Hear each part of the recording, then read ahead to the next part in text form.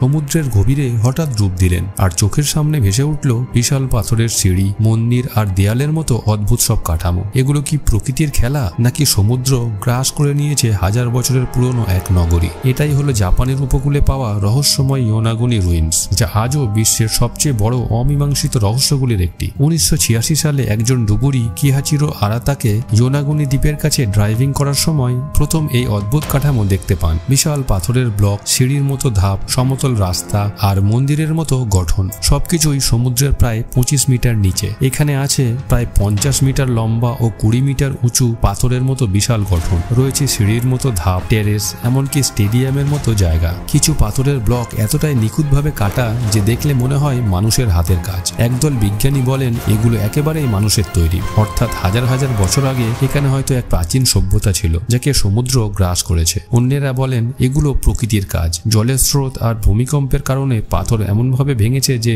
দেখতে মানুষের তৈরি স্থাপত্যের মতো মনে হয়। সমস্যা হলো যদি এগুলো সত্যিই মানুষের তৈরি হয় তবে তা হবে প্রায় 10,000 বছর আগের, অথচ তখনকার মানুষ এই ধরনের জটিল স্থাপত্য বানাতে সক্ষম ছিল বলে ইতিহাসে কোনো প্রমাণ নেই। কেউ বলেন এটি হারিয়ে যাওয়া অ্যাটলান্টিস নগরীর অংশ, কেউ বলেন এটি ছিল এক অজানা সভ্যতার ধর্মীয় মন্দির, আবার কেউ বিশ্বাস করেন এখানে লুকিয়ে আছে মানব ইতিহাসের ভুলে যাওয়া অধ্যায়। 2000 দশকে করা সোনার ইমেজিংয়ে দেখা যায় কাঠামোগুলি প্রায় অসম্ভব জ্যামিতিক নিখুঁততার সাথে তৈরি, যা প্রকৃতির খেলা বলে মানা কঠিন।